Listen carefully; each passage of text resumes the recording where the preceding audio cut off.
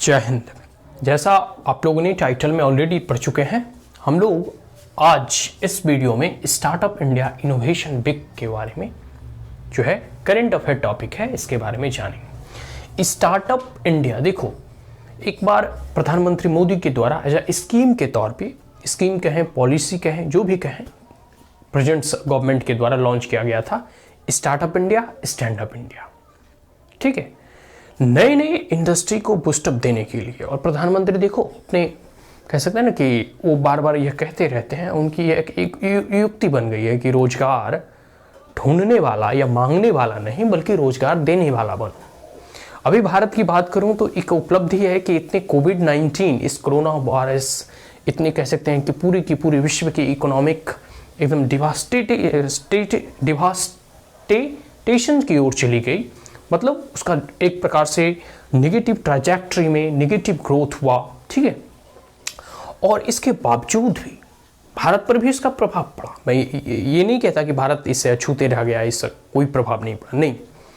लेकिन फिर भी अभी जो है 3.3 ट्रिलियन डॉलर कह सकते हैं कि जो भारत की इकोनॉमी है वह उससे भी अधिक बढ़ गई। मतलब हम लोग जापान से भी आगे निकल चुके हैं। हमारे पास भारत में जो है यूनाइटेड किंगडम से भी अधिक अब बिलियनरी वगैरह जो है कह सकते हैं ना कि जो बिलियन को क्रॉस कर चुके हैं। उतने वैल्यू बेस्ड इंडस्ट्री जो है ब्रिटेन से अधिक हमारे देश में अब बढ़ रहे हैं। तो इस कोविड-19 में जहां एक और त्रासदी कह सकते हैं कि डिवास्टेशन, या फिर यूं कहें कि डिस्ट्रक्शन, या यूं कहें तो नेगेटिव ग्रोथ, अनएम्प्लॉयमेंट, जो भी फैक्टर या फिर जो भी इसके प्रभाव इम्प्लीकेशंस रहे हों, लेकिन इसके साथ साथ या अपने साथ एक अपॉर्चुनिटी, एक न्यू एनर्जी, एक नया स्टार्टअप, नया इनोवेशन करने की भी जो है एक क्षमता विकसित किया है। जैसे भारत में पहले कभी पीपीई किट्स वगैरह मैन्युफैक्चर नहीं होते थे, मास्क वगैरह नहीं बनते थे, लेकिन परिस्थितियां जो है इस प्रकार से बढ़ी कि भारत सरकार ने एक चैलेंज के तौर पे इसे लिया। और भारत अभी सिर्फ पीपीई किट्स मैन्युफैक्चर ही नहीं करता, अपने ही रिक्वायरमेंट को फुलफिल नहीं करता, बल्कि पूरे देश में जो है, विश्व में जो है सप्लाई करता है। इसके साथ साथ भारत पहले सिर्फ वैक्सीन का मैन्युफैक्चर था। हम लोग जो है अभी वर्ल्ड की जो है वर्ल्ड फार्मेसी के नाम से जाने जाते हैं। ठीक है, तो पहले भारत जो है मैन्युफैक्चर करता था वैक्सीन को। मतलब वैक्सीन अमेरिका बना ले, साउथ कोरिया बना ले, जापान बना ले, ब्रिटेन बना ले, बस हमें दे, हम मैन्युफैक्चर करेंगे और उसे बेचेंगे। अब भारत जो है मैन्युफैक्चरिंग के साथ साथ पहली बार P5 क्लब में, जैसे China, United kingdom, United state of America, जहाँ जहाँ जैसे रसिया, जो वैक्सीन को डेवलपर है, मतलब वैक्सीन को इजाद किए, इनोवेट किए, उसमें भारत भी शामिल है। कोविड जो वैक्सीन है हमारा, वो भारत के द्वारा डेवलप्ड किया गया है इंडिजीनियसली। Is that clear? और भारत तो मैन्युफैक्चर कर ही ना है। विश्व के बहुत सारे ऐसे वैक्सीन है, स्पुतनिक हो गया या फिर कोविशील्ड हो गया, बहुत सारे ऐसे वैक्सीन हैं जो कि डेवलप करा है, लेकिन साथ साथ हमने वैक्सीन को इनोवेट भी किया है। तो एक प्रकार से यह इनोवेशन है। और इसी के साथ साथ अभी देखोगे तो बहुत सारे जो है ना, ईज ऑफ डूइंग बिजनेस में वन नेशन वन टैक्स की पॉलिसी, फिर लेबर रिफॉर्म्स को, जितने भी लेबर लॉ थे उसे मात्र 4 कोड में बदला गया। तो ऐसे बहुत सारे गवर्नमेंट के द्वारा स्टेप्स और मेजर लिए जा रहे हैं ताकि इंडस्ट्री को इस्टेब्लिश करने में, सेटअप करने में, इन्वेस्टमेंट लाने में। ठीक है, और जिस प्रकार से कोविड-19 के बाद चाइना का एग्रेशन और चाइना का बिहेवियर को देखते हुए, सप्लाई चेन में डिस्टर्बन को देखते हुए, भारत की ओर जो भी चाइना से इंडस्ट्री उखड़ कर आ रहा है, वो भारत में भी भारत उसे एब्जॉर्ब करने के लिए, उसे अट्रैक्ट करने के लिए ऐसे फैसिलिटी प्रोवाइड करा रहे हैं। एक पॉलिटिकली अभी हम लोग स्टेबल गवर्नमेंट है।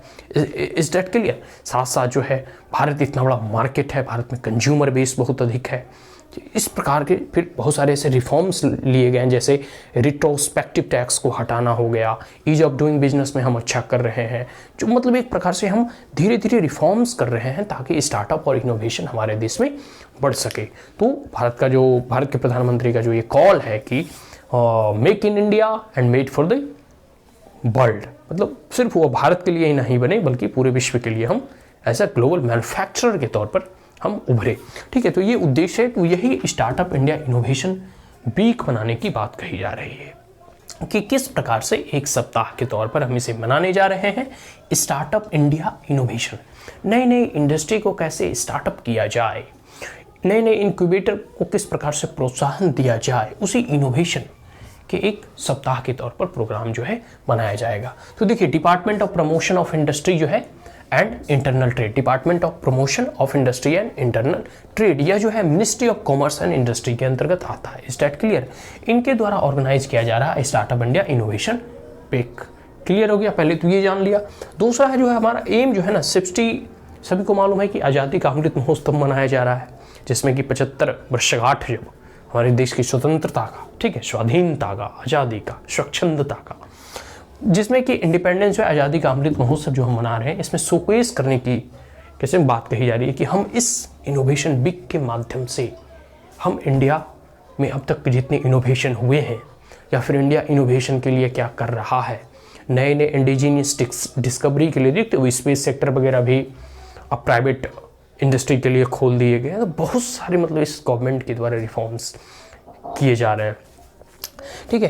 तो इंडिपेंडेंस और आज़ादी के अमृत महोत्सव में हम एक इनोवेशन वीक के तौर पर जो है इसमें मनाने का, उत्सव मनाने की बात करें, आज से प्रारंभ हो गया 10 तारीख से, जिसमें ऐसा कहा जा रहा है, मतलब जिसमें हम अपने अब तक की उपलब्धि और आने वाले भविष्य के लिए हमारे पॉलिसीज प्रोग्राम की जो है ना एक शोकेसिंग होगी, मतलब उसका हम प्रदर्शनी और प्रदर्शन करने का प्रयास करेंगे। तो वही है showcase the spread and depth of entrepreneurship across the India.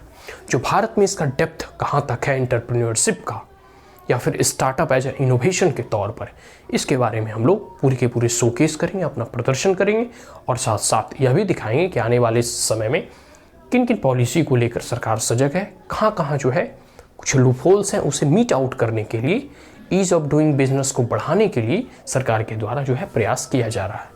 आगे फोकस जो रखा जाएगा इनहेंसिंग मार्केट एसेस अपॉर्चुनिटी।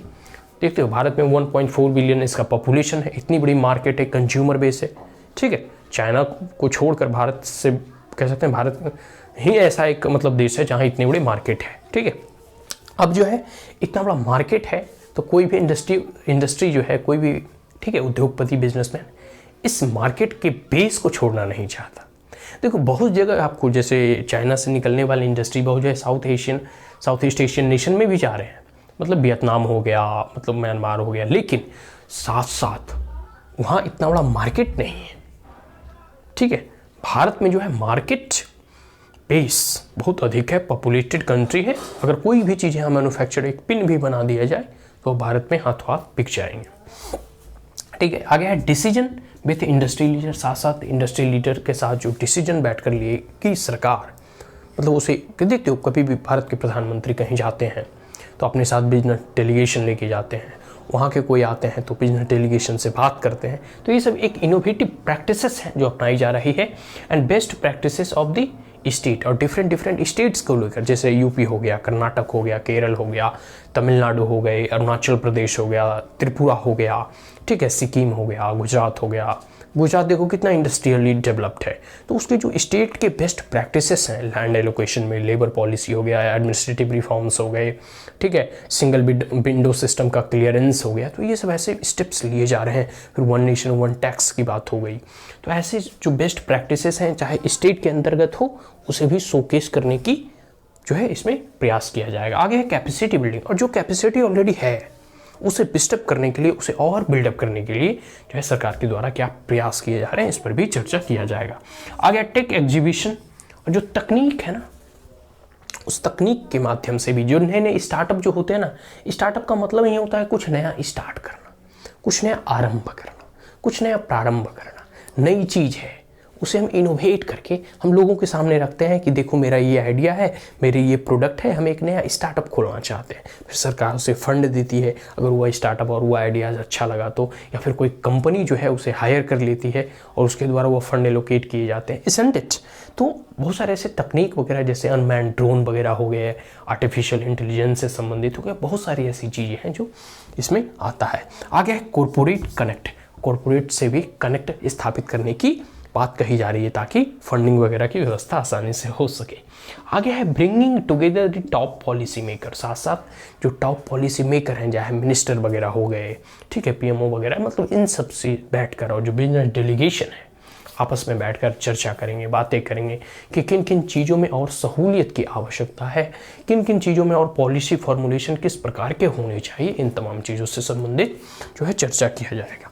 आ गया industry, academia, investor and startups. जो भी इंडस्ट्री के लोग हैं, जो बड़े बड़े बिजनेसमैन हैं, जो एकेडमिया है, मतलब जो कॉलेज और यूनिवर्सिटी में जो पढ़ रहे हैं, भविष्य में वो जाकर कहीं नौकरी और एम्प्लॉयमेंट के लिए ना दर दर ठोकरें खाएं, बल्कि एक नया स्टार्टअप करें, नया इनोवेशन करें और लोगों को नौकरियां दें, ना कि मांगें।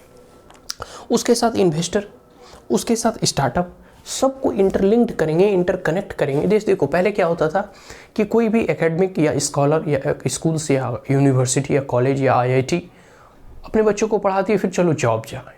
नहीं, जॉब में नहीं, अब जो है इंडस्ट्री वहाँ आएगी, कहेगी कि हमें इस प्रकार की मेंटेलिटी चाहिए, हमें इस प्रकार के इनोवेटिव स्टूडेंट चाहिए, ठीक है, हाँ, इजंट इट। अब है कि कोई सरकार है, सरकार भी कह सकती है, सरकार ने जैसे दिल्ली के IIT जब इस कोविड-19 हुआ तो उसमें सरकार ने कहा कि हमें PPE किट्स चाहिए, तो दिल्ली IT एक प्रोजेक्ट स्पेसिफिक दिल्ली IIT कहा कि चलो भाई PPE किट बनाना है, वेंटिलेटर्स बनाने हैं, उस पर अब है कि टारगेट स्पेसिफिक, हमें इस चीज़ को तैयार करना है, इस चीज़ की हमें नेसेसिटी है, हमें उस पर फोकस करके हम नया चीज़ इनोवेट करते हैं। तो वेंटिलेटर हो गया, PPE किट हो गया, 95 मार्क्स हो गया, ठीक है। तो ये सब सारी जो है ना स्टार्टअप और एकेडमिया को लिंक करके, इंडस्ट्री और एकेडमिया को लिंक करके ये चीज़, नई चीज़ एक प्रकार से का स्टार्टअप किया जा सकता है, इनोवेट किया जा सकता है। आगे है ऑल इकोसिस्टम, और जो भी इकोसिस्टम की आवश्यकता है, गवर्नमेंट हो गए, मार्केट हो गए, कंज्यूमर बेस हो गया, मतलब अब कंज्यूमर को किस चीज़ की आवश्यकता है, डिमांड किस चीज़ की है, ये कंज्यूमर से ही पता चल सकता है। उसके बाद है गवर्नमेंट, स्टेबल गवर्नमेंट है, सभी को मालूम है कि मेजोरिटी में सरकार है, कोलाइजन गवर्नमेंट होती है तो गिरने का डर रहता है। अब एक ही पार्टी की 2 टर्म अभी सरकार है 2024 तक चलेगी, तो एक बात तो सही है कि जो पॉलिसी है, पॉलिसी में स्टेबिलिटी आएगी, ठीक है, बार बार पॉलिसियाँ बदले नहीं जाएंगी, और बदले भी गए तो सरकार वही रहेगी, तो बहुत कम ही चेंजेस आते हैं, कोई मेजर जो है ना एकदम चेंज नहीं, पॉलिसी का उलट फेर नहीं कर दिया जाता है। हाँ, अगर कोई दूसरी सरकार आती है 24 के बाद, तब किया जा सकता है। तो एक प्रकार से जो है पूरी की पूरी जो इकोसिस्टम चाहिए, एप्रोप्रिएट फंडिंग की व्यवस्था हो, ठीक है, या फिर सजेशन, बहुत सारे ऐसे स्टार्टअप को कभी कभी कंसल्टेशन की भी आवश्यकता पड़ती है, क्योंकि वो अभी नवयुवक होते हैं, नए नए इंडस्ट्री और इस बिजनेस ग्रुप में अपना पैर रखते हैं, तो उन्हें सही मशवरा की भी आवश्यकता होती है, उन्हें ऑफिस चाहिए, उन्हें फंड की व्यवस्था चाहिए, ठीक है। तो ये सब सारी चीज़ जो इकोसिस्टम एक चाहिए नए स्टार्टअप और इनोवेशन के लिए, इस पर भी चर्चा होगा, और इस पर भी जो है पूरी की पूरी स्टार्टअप इंडिया इनोवेशन वीक के अंतर्गत जो है इसमें विस्तृत जो है चर्चा किया जाएगा। सो दैट्स ऑल, ये करंट अफेयर PIB से लिया गया है, ठीक है। So that's all. Thank you once again. Have a great day. And if you are the first time on my channel, then like it, share it, as well as subscribe it. Also press the bell icon. And if there were any queries, comments, suggestion, advice, you may comment in the comment box. Thank you once again. Have a great day.